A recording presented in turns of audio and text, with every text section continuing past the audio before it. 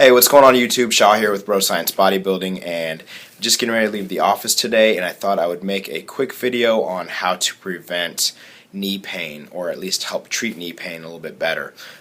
One thing you do have to understand that it's very tough to decide exactly what is causing the pain in the knee without actually having the patient or the person here in front of me doing a full history, doing a couple exams, and really coming up with a clear-cut diagnosis.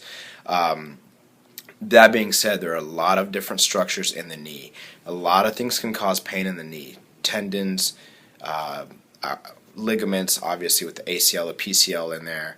A lot of musculature attaching to the knee joint. The meniscus, the bursa, the fat pad, the synovial. There's a lot of different stuff going on in there. So I'm just going to go over some basic things that might help treat the knee pain or prevent it. I'm not saying that this is going to be a clear-cut fix to your knee pain because, like I said, there's a lot that can go wrong there. Typically, with some of the other soft tissue stuff like the meniscus, the fat pads, the bursa, any type of injuries you have like that to the knee, we would need to shoot an MRI for it, take a look at that, and really see it on the MRI, showing that, yeah, there's something torn here or there's some kind of dysfunction going on. As far as the most typical stuff that we see is patients will come in and they'll complain of pain right around the kneecap, right in the front here. Now that's typically called a runner's knee. It doesn't mean you have to be a runner to feel this pain. That's just the name that was given to it. Runner's knee, jumper's knee is another one. It's pain that you'll feel as you're walking upstairs. It's pain that you'll feel when you get up after sitting for a few hours, long periods of time. And what causes that is the tendon for the quadriceps muscle. The quads here, you got those. The tendon actually runs over the kneecap and inserts into the tibia just below the knee. And it's a really big, thick tendon. So if the quads are really tight, it's actually going to pull up on this area, putting extra stress on the kneecap and causing a lot of pain around the front of the knee there.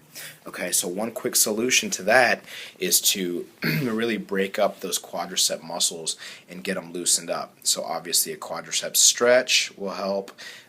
Getting a soft tissue massage or a sports massage will help. Another way that you can work on it yourself is with this. This is one of the things that I prescribe to my patients a lot, the foam roller.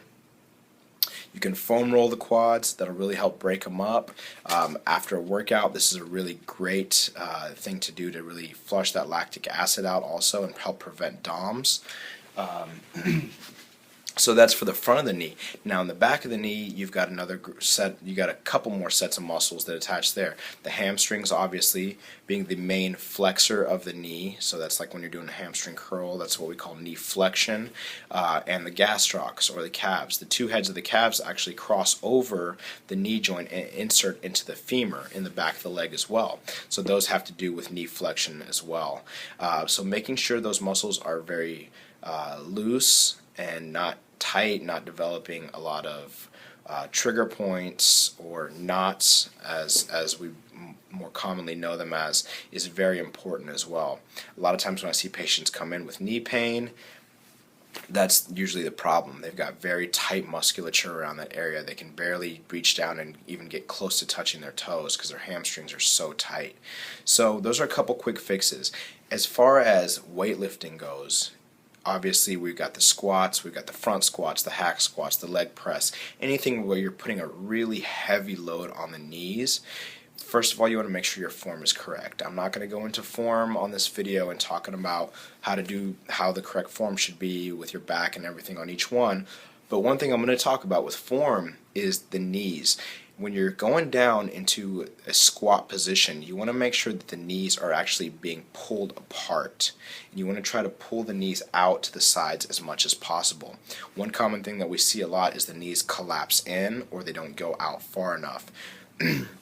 Now for all the ladies out there, this is a very common problem as well, because females have more lax ligaments than males do, and so their knees tend to collapse. We call that genu valgus, or knocked knees. That we see that very commonly with females, especially when they're doing squats. So one trick that I always teach my patients is to pretend like you're squashing a bug underneath your foot when you're going down into that squat position. So what you can do, try to show this as best as I can, but as you're actually going down, you want to really turn that foot out, like you've got a bug underneath your foot and you're trying to squash it. So in doing that, you can see it's going to pull the knees out to the side, and that's when we want, when you go down that squat, the knees should be really pulling out to the sides like that and not collapsing in. Another helpful hint is if you're doing lunges, you want to make sure that the knee is not tracking over the toes, okay? You want to make sure that you're stepping out far enough that the knee is staying above the ankle when you're going down into that lunge. If you go over the knees, or I'm sorry, over the toes, if that knee tracks over and your knee's way out in front of your toes, maybe something similar to this, where the knee's way out over the toes. I don't know if you guys can see that very well, but that's going to put a lot of extra stress on the knee as well, and that's going to cause some pains there too. So a couple of quick postural things that you can check on. Also making sure that the muscles are stretched very well. You guys can look up quadricep stretches, calf stretches, hamstring stretches, very easy. Again, the foam roller, you can do these on the quads, the hamstrings, the calves. You can Google that and find that. We might even make a video and throw it up there for you guys as well. Another thing is a trigger point ball. I usually use a lacrosse ball. I don't have one with me because we're out of them right now at the office here. But if you take a lacrosse ball or a trigger point ball and you really dig it into that muscle, you lay on the floor, you put your muscle on it, and you find the spot that's really, really tender.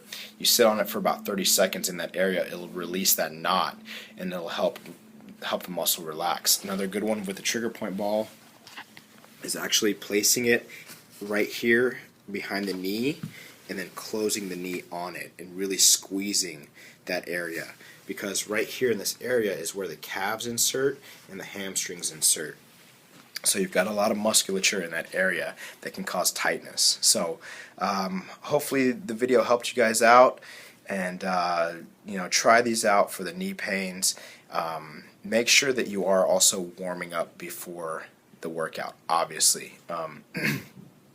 If you have pain in your knee, it could be a dysfunction of something with the hip, the ankle even, but that's a whole nother subject that I can get into later. But having a good dynamic warm-up will really help loosen up the joints, the hip joints, the knee joints, the ankle joints, and get you ready for that heavy leg workout.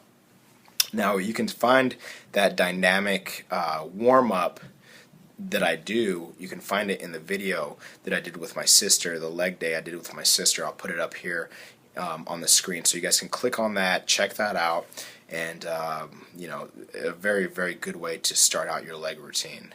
And make sure, obviously, you're stretching after the workout. So hopefully you guys like the video. Hopefully it helps you out, preventing those pains, and hit the like button or the thumbs up if you haven't already. Please subscribe to our channel. We really appreciate it, and we'll see you guys on the next one.